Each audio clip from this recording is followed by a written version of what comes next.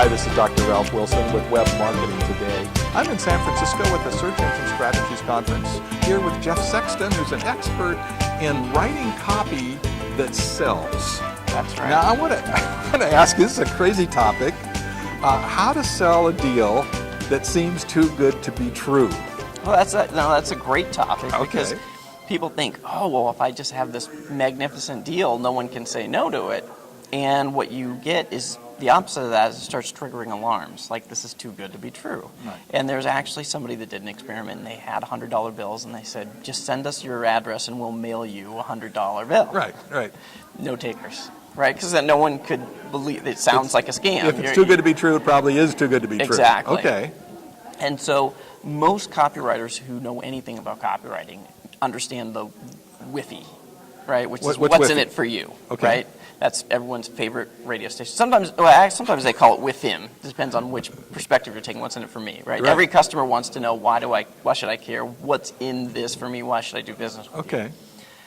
And I think when you have a deal that sounds too good to be true, you really need to include the opposite of that, which is what's in it for this person selling, right? What's in it for me, or what's in it for you, depending on that. Now, I thought it was fascinating, you said before this interview, that the people that come to you often have a tremendous offer, but people don't take them seriously.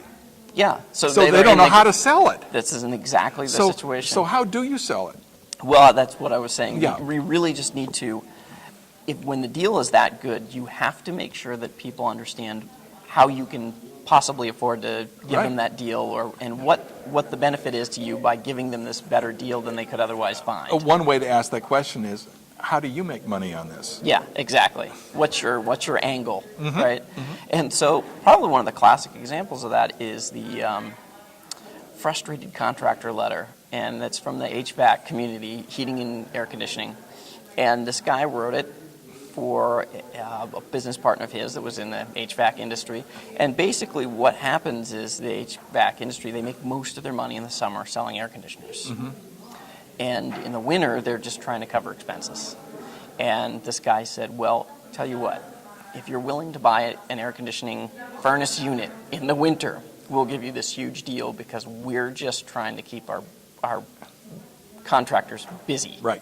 And we're frustrated watching, letting them sit around the office, do nothing, and we're just gathering a paycheck and we're not selling anything. And they bake in something like, we overbought during the summer and we've got X number of units left, and so this is why we can give you $3,000 off your furnace air conditioning combo. Do people believe it? They used to believe it like gangbusters. Okay. I think it's been overused, but it's still working. It's still working enough for people to mail it. Okay. Yeah, so that mailer is still being used. But it sounds like from what you're saying is the customer has to understand, one, they have to believe you. Yeah.